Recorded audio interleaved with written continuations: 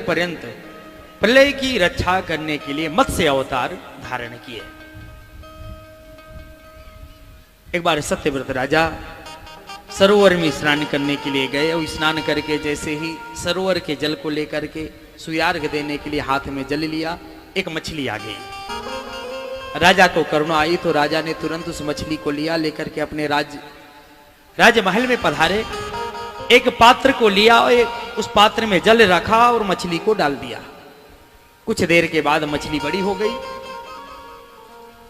राजा ने देखा, अरे ये तो आश्चर्य हो रहा है। एक बड़ा सा पात्र लिया, उसमें जल भरवाया, उसमें मछली को डाला।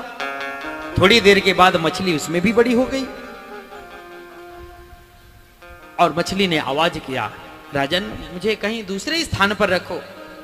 राजा उस मछली को लेकर के अपने महल के अंदर जो सरोवर था उसी की में लेकर के डाल दिए। जैसे मछली को डाला, कुछ क्षण के बाद मछली सरोवर से भी बड़ी हो गई। राजा समझ गए, अरे कोई साधारण मछली नहीं है।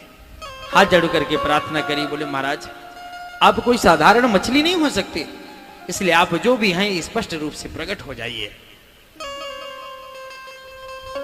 तब जो है भगवान नारायण का प्राकट्य हुआ।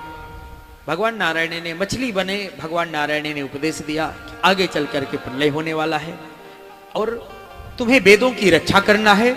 इसलिए जब प्रलय कालीन दृश्य आपके सामने उपस्थित हो, सब कुछ समाप्त हो जाएगा, उस समय आप वेदों को लेकर के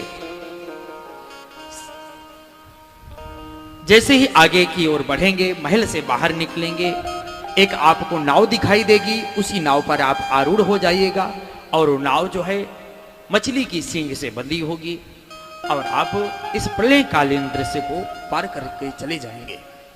ऐसा उपदेश करके मछली वहां से अंतर्ध्यान हुई। कालांतर में प्रलय कालीन दृश्य हुआ। राजा ने वेदों को लेकर के नौका पर आरूढ़ हुए और वेदों की रक्षा करके भगवान ने मत्स्य अवतार धारण करके वेदों की रक्षा करके प्रकट किए।